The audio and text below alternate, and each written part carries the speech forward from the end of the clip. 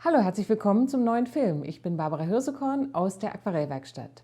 In der vergangenen Woche haben wir ja ausführlich das Üben im Aquarell besprochen und anhand einer einzelnen Birne sind wir die einzelnen Schritte des Übens auch exemplarisch durchgegangen. Heute gibt es wie versprochen ein Stillleben, natürlich mit Birnen.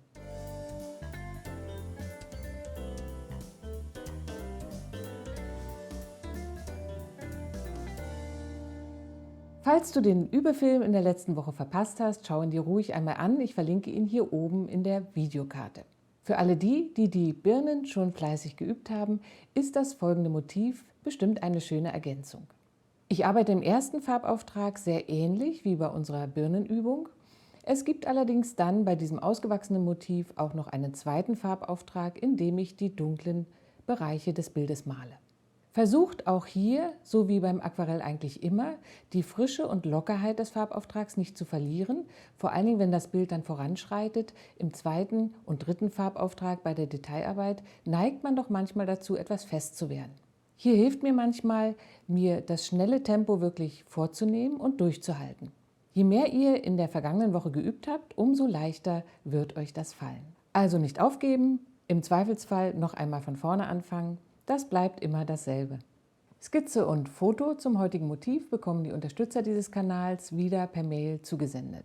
Wenn du diesen Kanal regelmäßig nutzt und unsere Videos gerne schaust, freuen wir uns wie immer über einen Kommentar, über ein Feedback oder auch über eine finanzielle Unterstützung unserer Arbeit. Das Malen der Bilder, das Herstellen der Filme brauchen viel Zeit, die wir gerne investieren, um hier für euch regelmäßig Aquarellfilme zur Verfügung zu stellen. Wenn du auch zu den Unterstützern unseres Kanals gehören möchtest, findest du unter dem Video einen Link zu Steady, deine Unterstützung. Dort kannst du dich informieren, welche Pakete es gibt und kannst uns dann mit einem monatlichen Betrag hier auf YouTube unterstützen.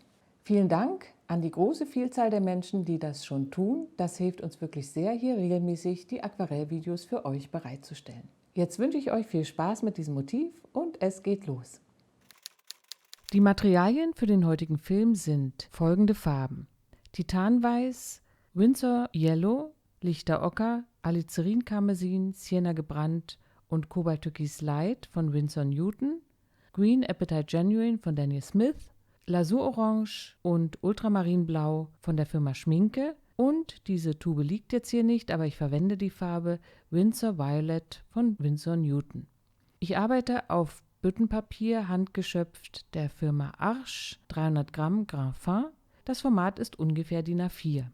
Ich male mit meinen eigenen Pinseln, das sind die Pinsel aus meiner eigenen Pinselkollektion, ein Eichhörnchenhaarpinsel in der Größe 12, ein Rotmarderhaarpinsel Größe 10, der kleine synthetische Pinsel in der Größe 6 und ein Flachpinsel zum Auswaschen. Hier seht ihr das Referenzfoto für mein heutiges Motiv und auch die dazu passende Skizze.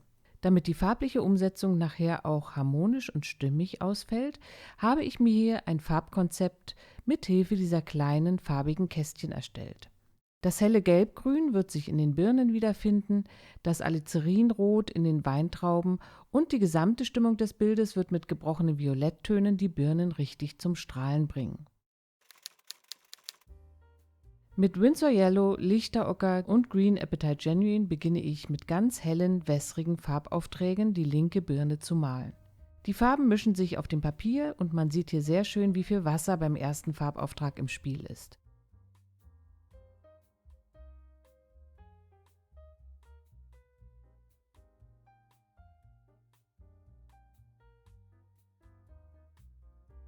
Zur rechten Seite hin wird der Farbauftrag cremiger und ich nehme nun auch neben dem kräftigen Green Appetite Genuine etwas Alizarin Karmesin mit in die Mischung hinein. Keine Angst vor dunklen Farbtönen. Die Birne wird zwar im zweiten Farbauftrag noch einmal überarbeitet, aber es ist nicht verkehrt, wenn sie jetzt schon einen starken Hell-Dunkel-Kontrast hat.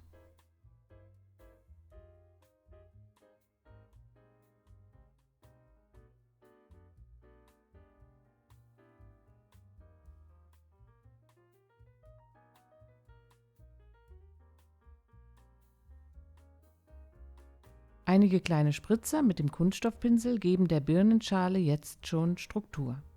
Genauso könnte man in die nasse Fläche vorsichtig ein paar dunkle Punkte einfügen.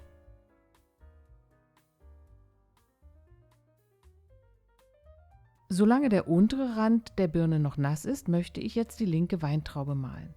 Wenn sie teilweise mit der grünen Birne verschmilzt, ist das ein willkommener Aquarelleffekt.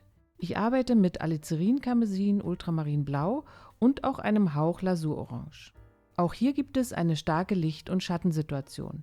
Ich arbeite die dunklen Farbtöne mit Ultramarinblau und Alizarin-Karmesin auf der rechten Seite der Weintraube jetzt schon ein. Die zweite Birne male ich mit den gleichen Farben wie schon die erste. Ich beginne mit den hellen Bereichen mit Winsor Yellow, Green Appetite Genuine und etwas Alizarin Karmesin. Nach rechts hin dunkle ich mit Green Appetite Genuine, Alizarin Karmesin und auch ein wenig Ultramarinblau kräftig ab.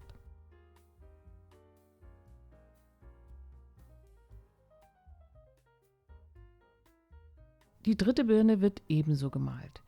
Hier sorge ich dafür, dass die linke Seite sich leuchtend vor der dunkleren hinteren Birne abhebt.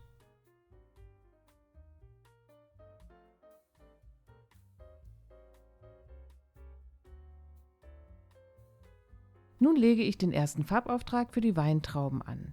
Hier verwende ich Lasurorange, Alizarin Karmesin und im schattigen Bereich eine Mischung mit Ultramarinblau. Die Farben laufen schön nass ineinander. So entsteht die Illusion einer glatten Oberfläche der Weintrauben.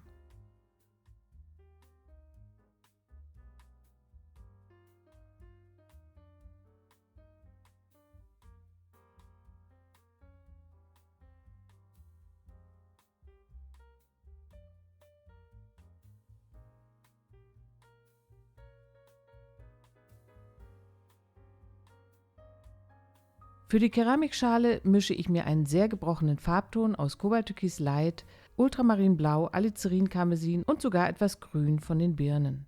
Ich möchte hier einen sehr undefinierbaren und gedämpften Farbton erzeugen, der sämtliche Farben des Motivs in sich trägt. Durch seine stumpfe Wirkung können die Birnen und die Weintrauben im Gegensatz dazu besonders schön leuchten.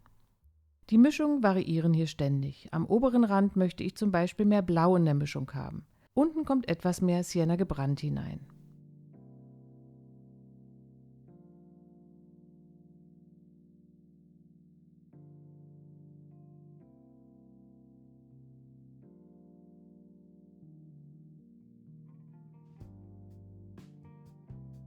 Den Henkel male ich zunächst heller, hier kann ich später die Schatten einfügen, um ihn plastischer zu gestalten.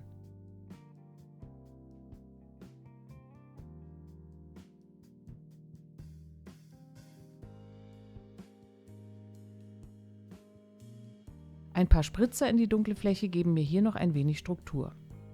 Für den Hintergrund feuchte ich das Blatt bis zur Tischkante mit klarem Wasser an. Mit einer Mischung aus Ultramarinblau, etwas Violett und auch einer Spur Lasurorange setze ich jetzt kräftig Farbe aufs angefeuchtete Blatt. Ich beginne mit dem Ummalen der Früchte und ziehe die Farbe dann locker in die gesamte Grundfläche aus. Die Pinselstriche versuche ich hier locker und leicht zu halten. Ich finde es durchaus schön und belebend, wenn man die Pinselstriche als strukturgebendes Element im Bild noch erahnen kann.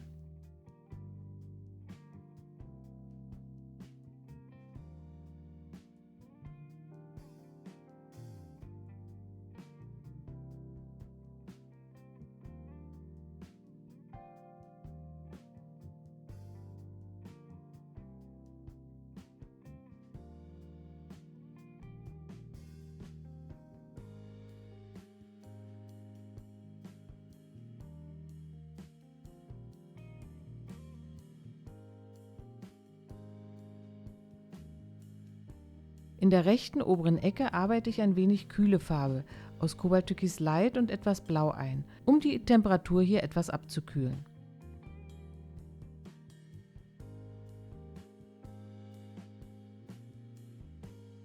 Links unten kommt ein dunkler Schatten ins Bild aus Ultramarinblau und Sienna gebrannt. Wieder lockern ein paar Spritzer die Fläche auf und geben kleinste Formen in diesen Bildbereich. Für den Tisch verwende ich nun eine sehr wässrige Mischung aus dem kühlen Farbspektrum. Zum vorderen Rand hin wärme ich mit Sienna gebrannt und Ultramarinblau auf.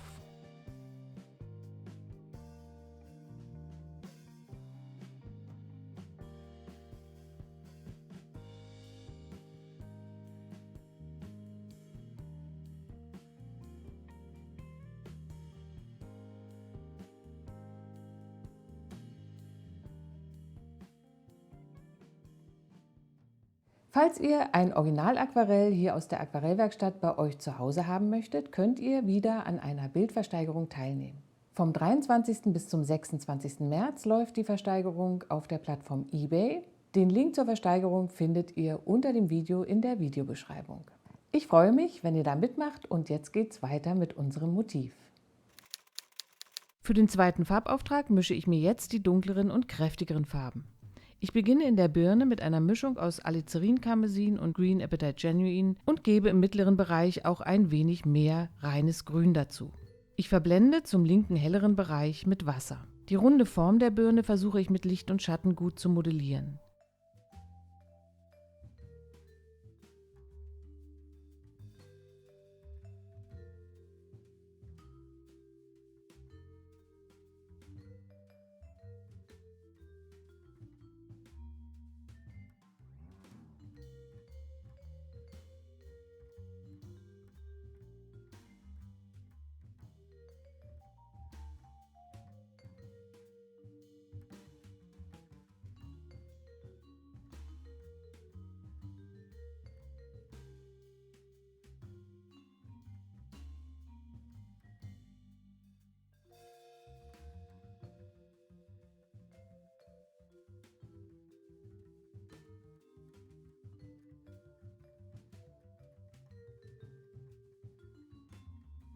Mit Alizarin, Karmesin und Ultramarinblau male ich die Dunkelheiten in der linken Weintraube.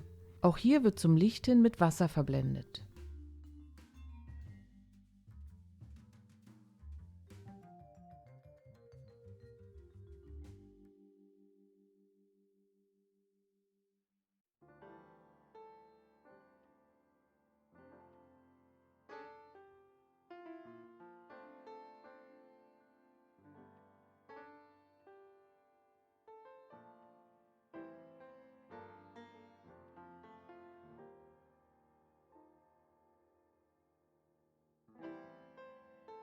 Die mittlere Birne wird mit den gleichen dunklen Farben auf der schattigen Seite gemalt. Hier nehme ich etwas Winsor Yellow in den mittleren Bereich mit hinein. Nach links zur helleren Fläche wird wieder mit Wasser verblendet. Dieses Verblenden funktioniert am besten mit einem leicht angefeuchteten Pinsel, der mit etwas Druck zwischen der lichten und der schattigen Seite hin und her bewegt wird. So entstehen ganz weiche Übergänge, die sich immer mit einem gewissen Zufall ergeben. Auch bei der dritten Birne arbeite ich im schattigen Bereich mit kräftigen Farbtönen. Und auch der Blütenansatz wird mit verschiedenen Mischungen aus Ultramarinblau und Sienna gebrannt ausgearbeitet. Bei den vorderen Weintrauben schaue ich genau auf mein Referenzfoto und übernehme die Dunkelheiten auf der rechten Seite der Trauben. In diesem Motiv überwiegen die runden Formen.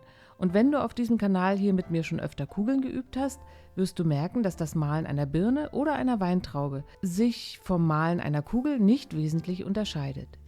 Wichtig ist, dass die rechte, lichtabgewandte Seite wirklich dunkel genug gemalt wird, um ein gewisses Drama hier in unserem kleinen Stillleben zu kreieren.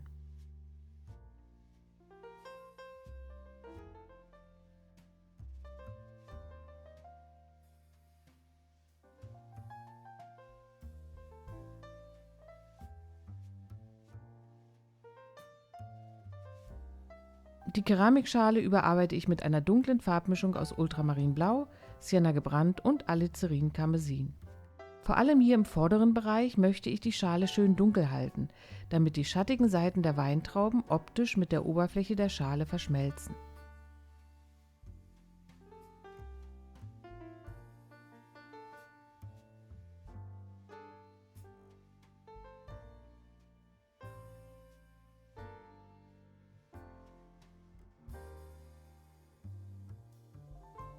Den Schlagschatten füge ich unten an der Schale an und löse ihn mit Wasser an den Rändern etwas auf.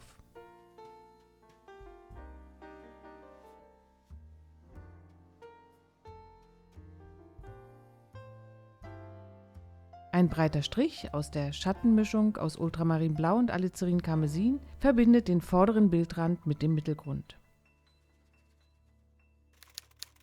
Nun werden die kleinen Formen ins Bild gesetzt. Ich beginne mit dem Stiel der Weintraube auf der linken Seite. Hier verwende ich die Mischung Sienna gebrannt, Ultramarinblau und etwas Alizarin Karmesin. Wer hätte das gedacht? Die gleichen Farben mit etwas lichter Ocker setze ich in die Stiele der Birnen.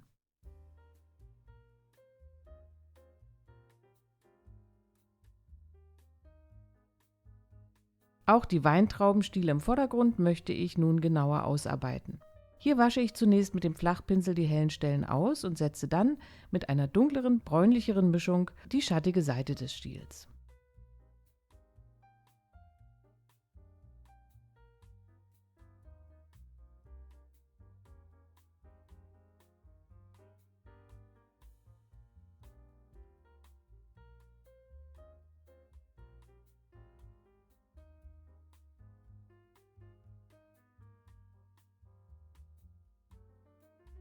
Mit dem Flachpinsel kann ich einige Kanten versäumen und weicher halten, zum Beispiel aus den Weintrauben und Birnen etwas herauswaschen.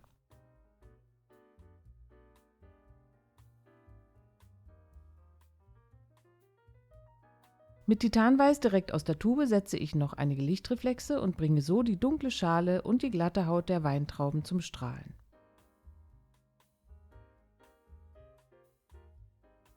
Auch ein kleiner Glanz auf der hellen Seite der Birne mit durchbrochenem Pinsel sieht jetzt ganz hübsch aus. Ein kleiner Schlagschatten fehlt noch unter der Schale. Ich setze ihn mit Sienna gebrannt und etwas Neutraltinte und löse ihn mit Wasser etwas an.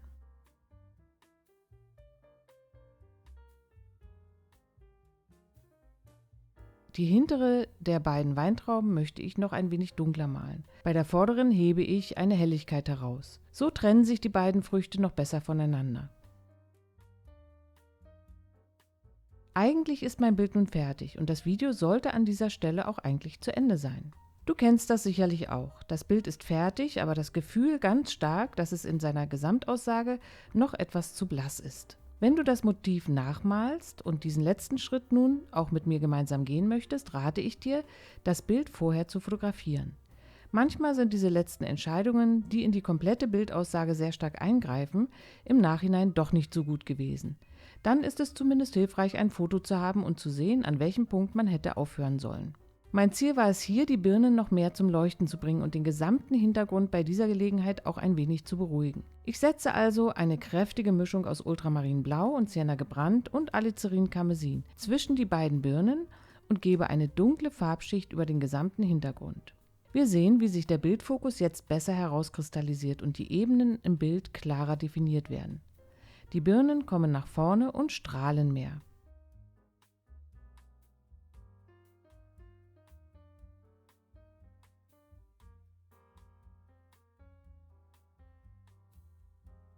Ein paar kleine Detailarbeiten sind jetzt an dem Birnenstiel noch nötig. Ich wasche hier wieder Farbe raus und weiche auch den ein oder anderen Rand noch ein wenig auf.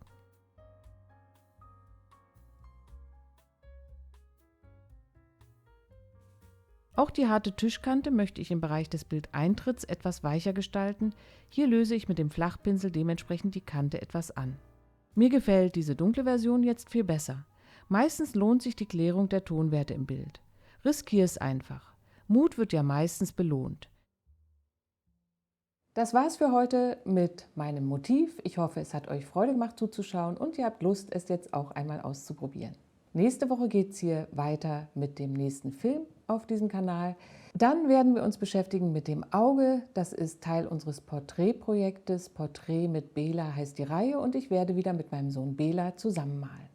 Die detailgetreue Darstellung des menschlichen Auges unterscheidet sich gar nicht so sehr von dem genauen Hinschauen bei einem realistischen Stillleben. Ich hoffe, ich sehe euch in der nächsten Woche hier wieder und sage Tschüss, bis dahin.